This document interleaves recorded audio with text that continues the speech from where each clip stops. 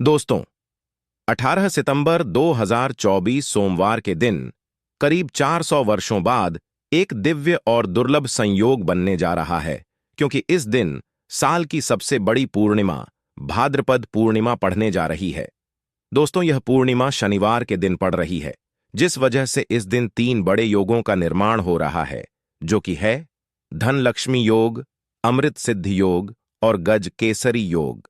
दोस्तों, इन 3 योग के निर्माण की वजह से भगवान विष्णु और महालक्ष्मी की असीम कृपा बरसने वाली है। और अगर इस दिन आप चुपचाप किसी को बिना बताए स्वास्थ्य से जुड़ा यह अचूक उपाय कर लेते हैं, तो आपकी सभी समस्याओं का हल संपूर्ण रूप से हो जाएगा। दोस्तों, एक साल में करीब 12 पूर्णिमा पड़ती है और 18 सितंबर 2024 शनिवार को भाद्रपद पूर्णिमा सभी पूर्णिमा में से सबसे बड़ी मानी जाती है। इस दिन स्वास्थ्य से जुड़ा यह अचूक उपाय आपकी हर परेशानी को कर देगा, चाहे वह धन को लेकर हो या सेहत या संतान की प्राप्ति को लेकर। इसीलिए दोस्तों, वीडियो को आखिर तक जरूर देखें। और दोस्तों, अगर आप भी अपने जीवन में भगवान श्री हरिविष्णु की कृपा पाना चाहते हैं, तो इस वीडियो को लाइक करके कमेंट में जय श्री हरिजय मां लक्ष्मी लिखना ना भूले। दोस्तों, भाद्रपद पूर्णिमा का दिन श्री हरिविष्णु को और भोलेनाथ को समर्पित है। इस दिन जगत के पालनहार श्री हरिविष्णु अपनी 4 महीने की योग्य निद्रा से जागते हैं। इसके बाद से ही सभी मांगलिक काम आरंभ हो जाते हैं। इसके अलावा पूर्णिमा भगवान विष्णु को प्रसन्न करने के लिए भी बेहद उत्तम मानी जाती है। इस दिन भगवान विष्णु को प्रसन्न करने के लिए कुछ लोग व्रत रखते हैं और पूजा करते हैं। इस दिन सच्ची श्रद्धा और भक्ति भाव से भगवान विष्णु की पूजा करने से सभी मनोकामना पूर्ण होती है। दोस्तों, स्वास्थिक अत्यंत प्राचीन काल भारतीय संस्कृति में कल्या का चिन्ह समझा जाता रहा है, इसीलिए कि किसी भी शुभ काम को करने से पहले स्वास्थिक चिन्ह अंकित करके उसका पूजन किया जाता है। मान्यता है कि ऐसा करने से कामों में सफलता मिलती है, क्योंकि स्वास्थिक के चिन्ह को शुभता का चिन्ह समझा जाता है। इस तरह स्वास्थिक का अर्थ अच्छा या मंगल करने वाला ऐसा बताया गया है।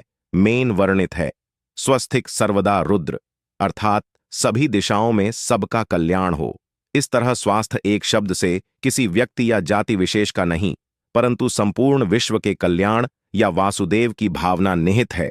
किसी भी शुभ काम को करने से पहले गणेश जी का नाम लेते हैं, और हिंदू धर्म में स्वास्थिक को गणेश जी का भी प्रतीक समझा जाता है।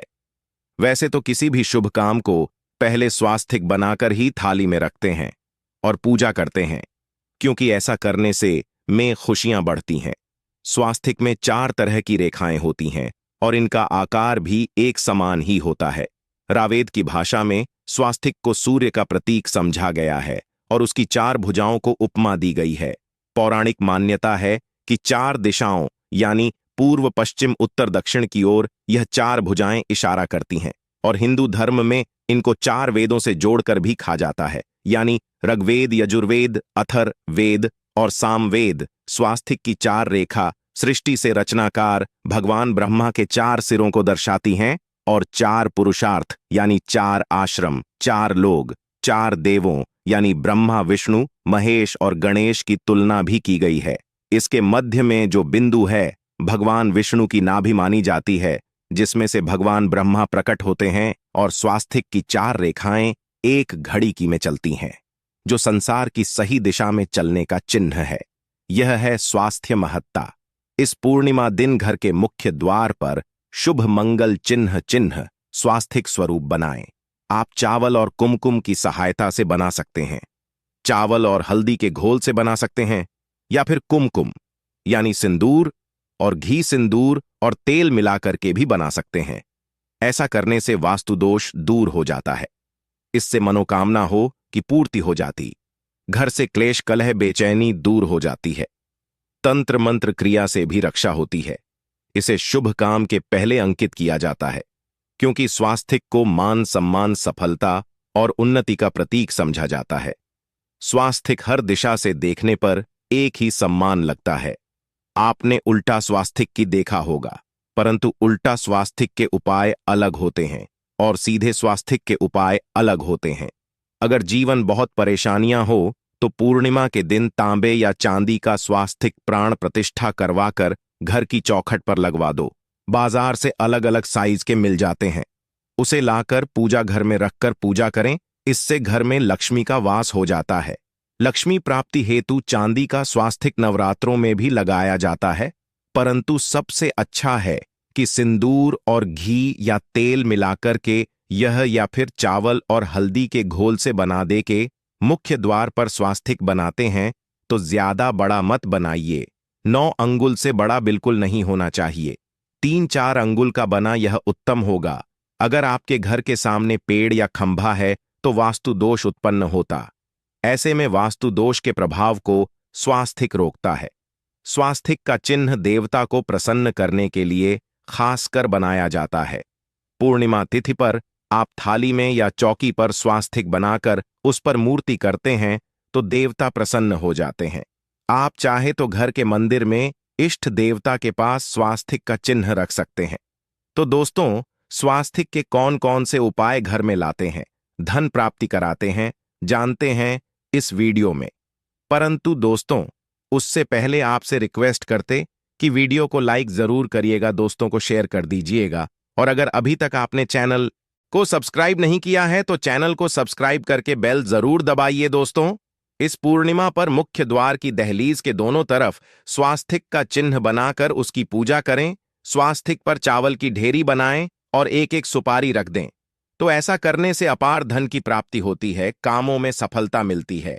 इस पूर्णिमा के दिन नहाने के पानी में तुलसी का पत्ता या बेलपत्र डालकर नहाई। यह स्नान के जल में जब आप बेलपत्र डाल देते हैं तो सभी तीर्थ स्थानों में स्नान करने सम्मान पुण्य फल आपको हासिल हो जाते हैं। आप चाहे तो मैं कुशा घास भी डालकर नहा सकते हैं।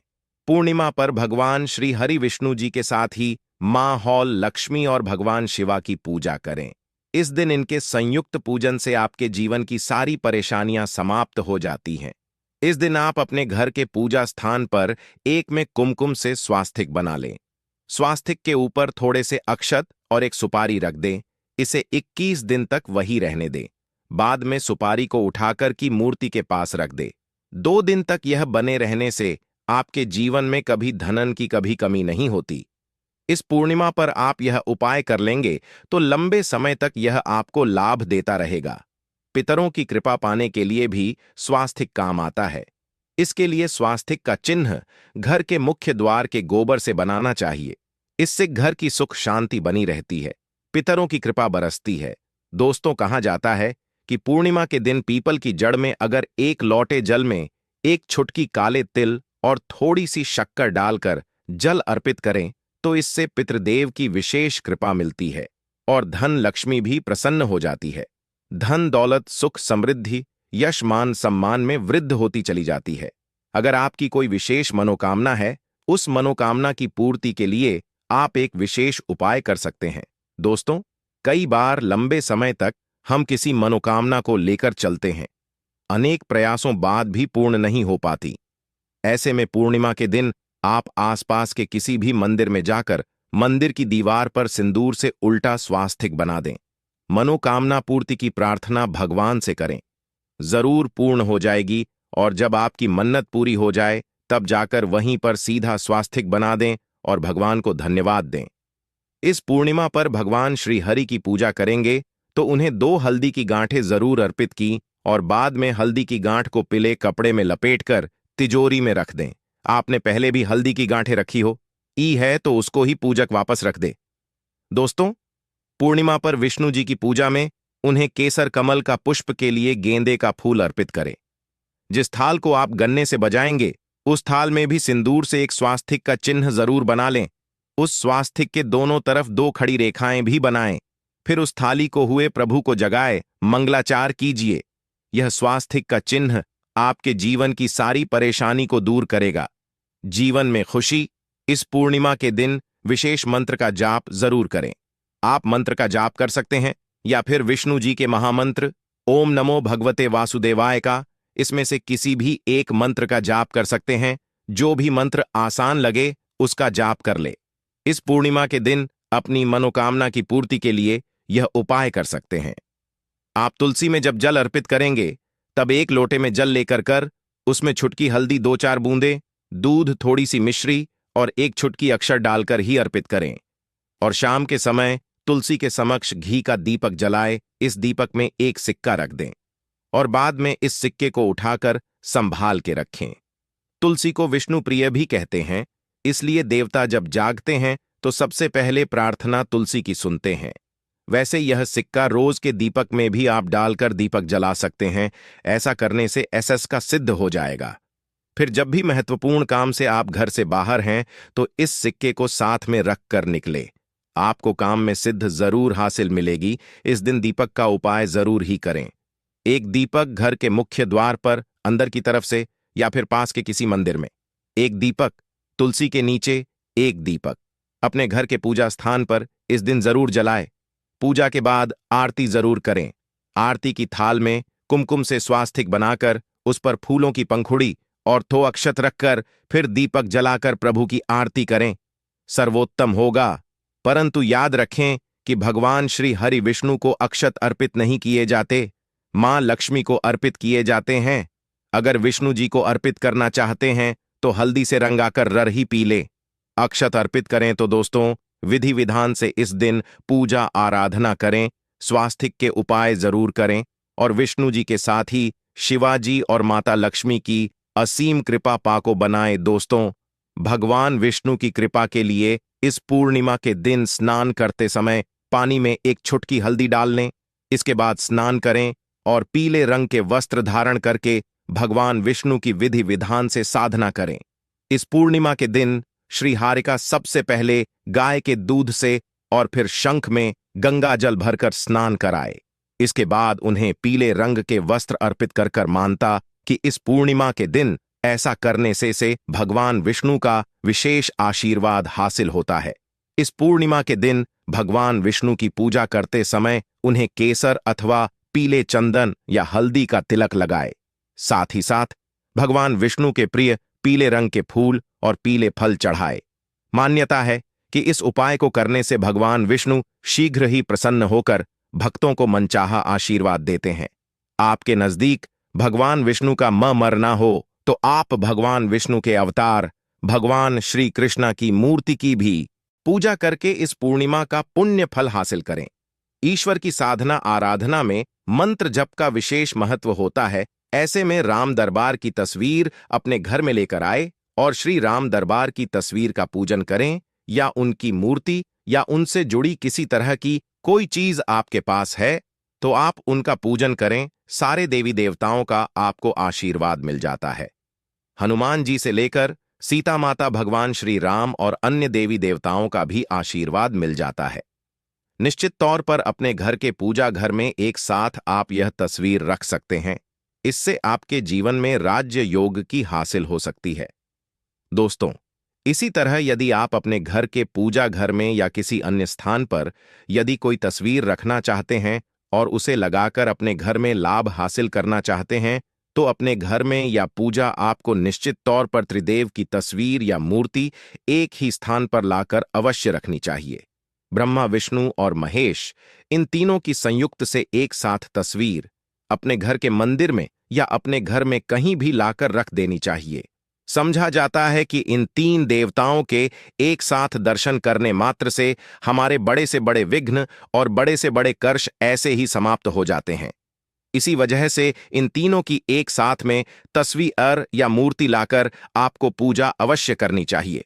दोस्तों, अब बात करते हैं कि कुछ ऐसी तस्वीरें होती हैं या ऐसी मूर्तियां होती हैं जिनको आपको अपने पूजा घर में स्थान ही नहीं देना चाहिए। यदि आपने इन तस्वीरों को या मूर्ति को अपने घर के पूजा घर में स्थान दिया है तो समझ लीजिए कि आपको कंगाली का सामना करना पड़ेगा या फिर देवी देवताओं की क्रोध का सामना करना पड़ेगा। दोस्तों, और एक बात बता कि मंदिर में कभी भी विषम संख्या में गणेश जी की मूर्तियां ना रखें, जैसे कि 1, 3 या 5 ऐसे रखना समझा जाता है। 2 मूर्तियों को एक साथ रखना शुभ समझा गया है।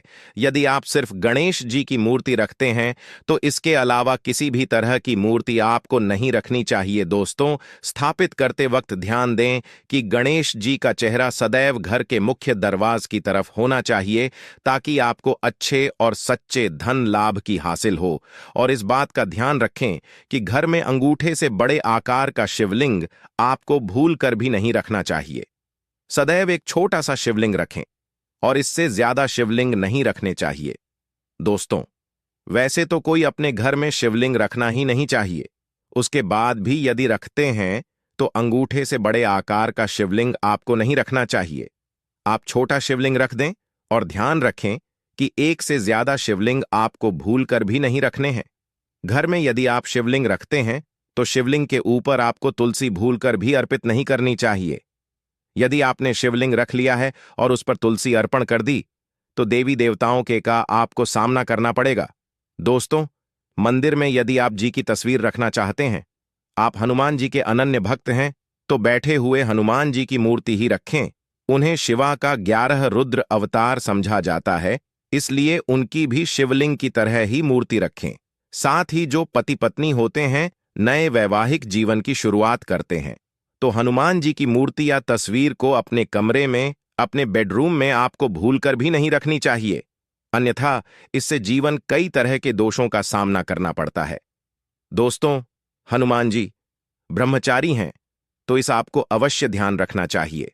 दोस्तों, राधा कृष्णा की मूर्तियों को यदि आप जैसे अपने क्षण कक्ष में सोते हैं और उन्हें आपके बेर के सामने की तरफ रखा है कि जैसे कि आप सुबह उठे और आपको उठते ही पहले उनके दर्शन हो जाए, तो समझ लीजिए कि आपका जीवन मालामाल होने वाला है।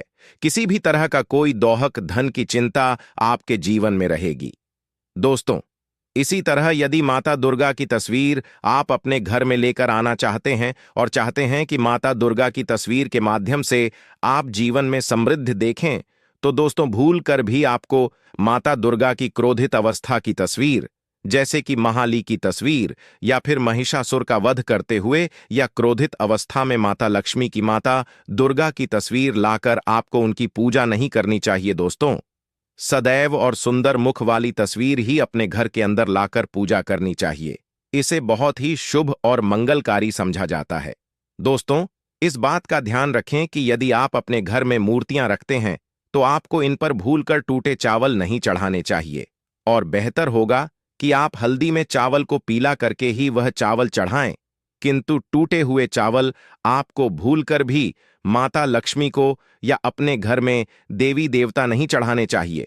दोस्तों, इसी तरह इस बात का भी ध्यान रखें कि अपने घर के मृत परिजनों की या पूर्वजों की तस्वीर मंदिर में स्थापित न करें। ऐसा करना अशुभ समझा जाता है, और यदि आप ऐसा लगातार कर रहे हैं तो निश्चित तौर पर आपके परिवार के ऊपर दोष लग सकता है। पितरों का भी दोष सकता है। पितरों की पूजा एक अलग स्थान पर की जाती है, घर के मंदिर में उनको स्थापित नहीं किया जाता है।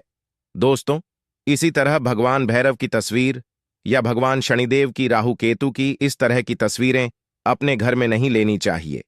प्रतीकात्मक रूप से आप घर के पानी रखने के स्थान पर उनकी पूजा कर सकते हैं, क्योंकि इनकी साधना तंत्र मंत्र और खास पद्धति से की जाती है। घर के अंदर आप ऐसे ही इनका पूजा पाठ नहीं कर सकते।